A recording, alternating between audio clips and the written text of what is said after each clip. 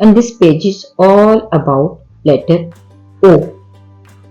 और जैसा कि आपको मालूम है कि इस सफ़े का मकसद फोनेमिक अवेयरनेस क्रिएट करना और वोकैबुलरी इंट्रोडक्शन देना है, और साथ साथ बच्चों को ऐसे अल्फाज की लिसनिंग करवानी है जिसका शुरू का जो लेटर है वो ओ हो और उसकी आवाज औ हो। तो आप शुरू करवा सकते हैं बच्चों को। Look kids, let's observe the letter O and obedient ostrich. Observe the letter O and obedient ostrich.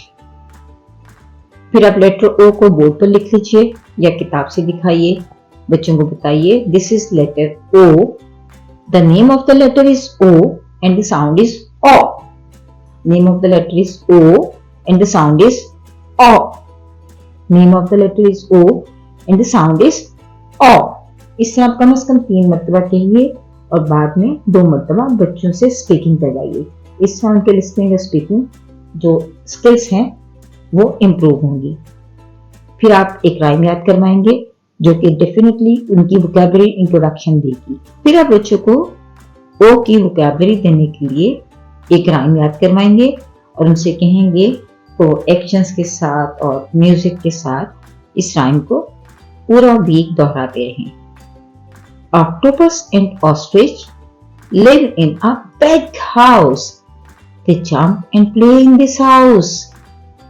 Octopus and ostrich live in a big house. They jump and play in this house. बच्चों से कहिए कि वो बार बार इस rhyme को दोहराएं। इस तरह वो जो ओ की वोकैब है वो उसकी भी स्पीकिंग और लिसनिंग करेंगे और साथ साथ वो वोकैबुलरी को जान जाएंगे और उनकी जो लैंग्वेज डेवलपमेंट है वो बहुत तेजी के साथ बेहतर होती चली जाएगी। उसके बाद आपने वोकैबुलरी इंट्रोडक्शन देना है, वो है ऑक्टोपस और ostrich. This is octopus, this is ostrich. Octopus, ostrich, octopus, ostrich. The beginning sound of both words is O.